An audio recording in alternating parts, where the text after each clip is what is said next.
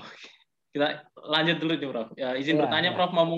Mungkinkah ada kehidupan yang dibuktikan dalam ayat Al-Quran mengenai adanya kehidupan di alam semesta lain selain Bima Sakti? Dalam pelajaran fisika dulu, suatu objek di langit yang bisa menghasilkan cahaya sendiri disebut bintang. Berarti matahari juga bisa disebut bintang. Dan di langit banyak sekali bintang, Prof.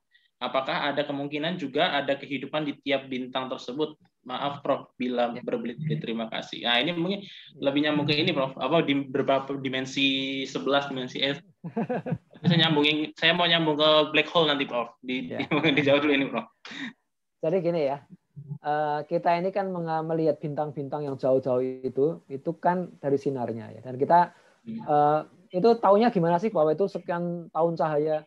Taunya pas yang dekat-dekat itu diukur dengan namanya paralaks ya. Kita mengukur paralaks. Tapi mengukur paralaks bintang ya itu geometri ya, garis sederhana. Itu paling jauh itu hanya kira-kira berapa ya? Mungkin sampai 1.000 tahun cahaya lah. Paling jauh itu 1.000 tahun. Saya lupa persisnya ya. Saya mesti ini kan nggak tiap hari baca kayak gitu. 1.000 tahun cahaya kira-kira ya. Nah, yang jauh-jauh sekali itu pakai namanya spektrometri ya. Jadi dilihat pergeseran spektrum. Jadi kalau bintang ukuran bintang itu beda-beda ya. Jadi ada bintang yang besar tapi jauh, kelihatannya kecil. Ada bintang yang kecil tapi dekat kelihatannya besar. Nah, supaya kita objektif itu nanti ada bintang-bintang yang kita pastikan jaraknya dekat dengan rumus yang tadi yang paralaks itu. Terus kita ukur juga besarnya. Itu jadi referensi dia. Referensi dari spektrum cahayanya. Nah, dengan membandingkan itu, kita bisa tahu oh bintang ini yang kelihatannya kecil ini sebenarnya dia besar ya. Karena bintang yang cahayanya ini warnanya apa ya di spektrumnya itu pasti bintang yang panasnya seperti ini dan dia ukurannya pasti besar. Ada rumusnya seperti itu ya. Nah, artinya apa? Setelah kita mengetahui, kita bisa mengukur ada bintang yang jaraknya 1 miliar tahun cahaya ya. Ada jarak sampai maksimum itu kira-kira 32 miliar tahun cahaya.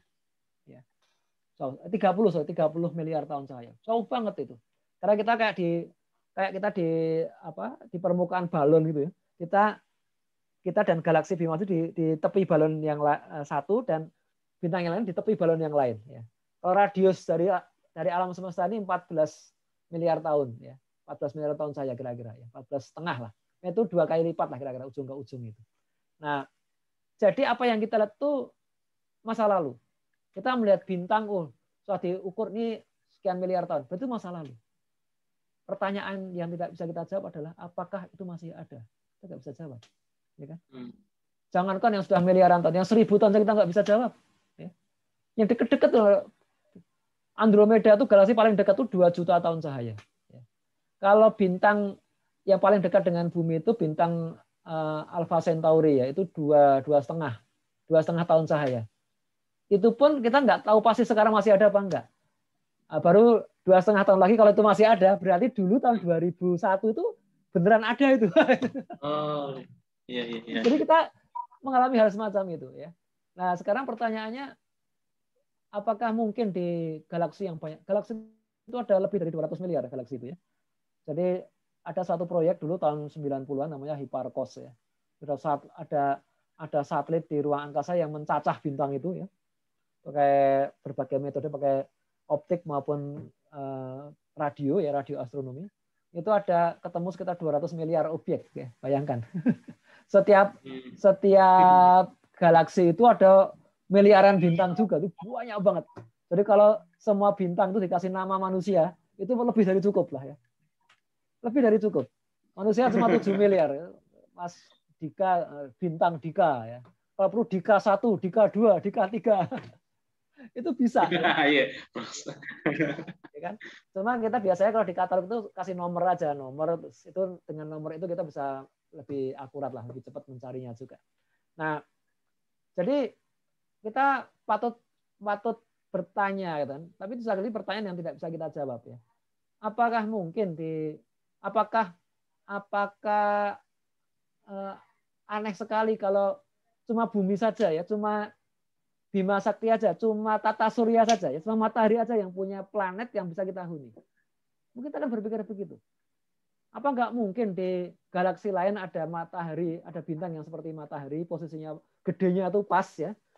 Terus dia punya tata surya juga, dan ada di antara planet itu ada yang seperti bumi. Tapi bumi itu kalau dipikir, wah unik banget tuh, unik sekali bumi itu. Ya. Makanya kalau ada orang mimpi akan buat koloni di bulan atau di Mars, itu menurut saya kejauhan mimpinya. Di bumi saja ada banyak tempat yang lebih kondusif dan belum diapa-apain sekarang, ya kan? Coba bikin mana yang lebih sulit, bikin koloni di Mars atau bikin koloni di Gurun Sahara? Ya kan? Gurun Sahara itu masih ada oksigennya paling enggak kan? Air enggak ada, ya, tapi oksigennya kan ada. Nah, kalau di Mars coba gimana? Udah dingin banget kan, jauh dari matahari, dingin banget itu, dingin banget, oksigennya tipis, ya, kayak tarik gravitasinya juga tipis. Wah, lebih banyak masalah itu. Makanya udah nggak usah Elon Musk, nggak usah berlebihan lah, terlalu jauh. Kamu cobalah bikin koloni di Gurun Sahara, independen ya, benar-benar mandiri, nggak perlu suplai air, nggak perlu suplai listrik, nggak perlu suplai makanan, itu bisa sukses. Kalau sukses beneran baru dikirim ke Mars kan gitu mestinya kan ya. Kalau langsung Mars kejauhan, nah gitu.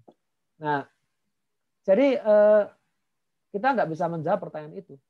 Ya, itu sebenarnya spekulasi. Ya Allah bisa saja menempatkan, tapi ya tadi, wah jauh-jauh amat, ya gimana? Makanya bagi kita sebagai mukmin ya, sebagai yang beriman. Jadi syariat Allah, syariat Nabi Muhammad itu hanya berlaku untuk makhluk di bumi. Ya. Karena kalau ada makhluk di luar sana, dia nggak kena syariat Nabi Muhammad. Ya. Loh, kalau di sana airnya beda, wudhunya gimana? Kan wudhu itu pakai air ya kan? Atau sholatnya gimana? Kan kiblatnya kan bukan di Mekah ya. Kiblatnya beda kalau ya. Jadi udahlah ya, kita nggak usah bahas itu. Ya kalau bahas ya asik aja, menarik. Untuk bahan science fiction boleh-boleh aja. Tapi kalau dibahas mendalam itu adalah pembuktian ya. Pembuktian bahwa kita kurang kerjaan. Ya, ngomongin science fiction, saya tadi mau nanya science fiction lah, Prof, aslinya. Ya. Nah, kalau misalkan matematika kan kita ngomongnya dimensi, kalau kita mungkin dimensi 3 gitu. Matematika kan nanti sampai dimensi n dan seterusnya gitu. Nah, biasa itu matematika. gimana penjelasannya itu? Ya dimensi n itu nggak harus ruang kan? Ya. Nggak harus ruang ya. Kan bisa ya bisa waktu, bisa atribut ya. Misalkan kalau manusia itu dimensi, kalau kenyataannya kan dimensi ruangnya ada 3 ya, x, y, z kan ya. Cuma dimensi waktunya 1 t ya. Bisa dimensi apa? Yang lainnya apa? Yang lainnya mungkin misalkan tinggi badannya ya, berat tubuhnya ya, hobinya ya. Kan itu kan dimensi itu ya. Jadi kalau kita bicara dimensi itu sebenarnya nggak harus ruang ya. Gitu loh. Nah, cuma kalau yang kita bicarakan di sini tadi yang Isra Mi'raj itu kan hyper dimension, itu dimensi ruang waktu gitu kan ya.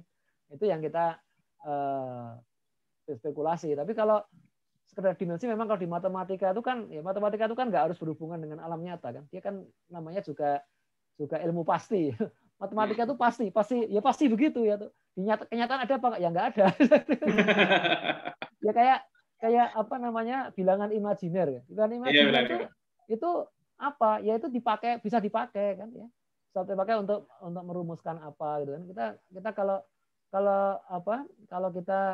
kita bisa bergerak dalam ruang itu dengan koordinat x y kan. Itu bisa ya. Tapi kalau nggak mau x y, kita pakai bilangan real dan bilangan imajiner, bisa juga kan ya. Itu sama-sama baiknya itu ya. Cuma kalau orang-orang elektronika ya, orang-orang teknik elektro itu mereka sukanya pakai bilangan kompleks tadi, real ada imajiner gitu kan. Ya. Tapi kalau orang-orang geodesi maunya pakai x dan y, sama aja loh. Kalau kita ngerti filosofinya itu, dua-duanya dipakai bisa ya. Saya mau pakai bilangan kompleks aja. Kalau orang-orang elektro yang juga ngerjakan analisis citra satelit untuk pemetaan ya, itu dia pakai dua-duanya ya. Aslinya nih secara radar itu mengukurnya pasti pakai bilangan kompleks ya. Ada real, ada imajinernya gitu kan. Nah, nanti ketika jadi peta, jadi x dan y. Iya. Bisa, nggak masalah. Di derajat genap kan imajiner juga ini ya, real ya, Prof ya. Iya, kalau sudah dinyatakan untuk fisika, untuk itu semuanya real ya. Semuanya nyata ya. Cuma notasinya di matematika itu bisa tadi imajiner ya. Kayak coba yang namanya pi ya, pi atau e ya, apa konstanta konstanta selingkaran atau konstanta apa namanya itu? Euler itu bilangan naturalis ya, bilangan naturalis. Ya, logaritma naturalis. Itu dulu disebut dengan bilangan transenden. Ya. Kenapa kok orang Yunani kuno ya, Archimedes menyebut transenden? Itu karena nggak ada yang tahu persis ini berapa bilangannya. Tapi faktanya ada nggak? Oh ada. Ya kalau saya punya lingkaran ya, itu kelilingnya sekian, ya radiusnya sekian. Perbandingannya itu adalah pi, kan gitu kan ya. Nah, pi itu berapa? Ya itu pi. Tapi berapa? Oh nggak habis-habis gitu kan. Nah, itu transenden. Itu artinya hanya Tuhan yang tahu. Ya. Transendental. Ya, Tuhan yang tahu. Allah alam bisawab.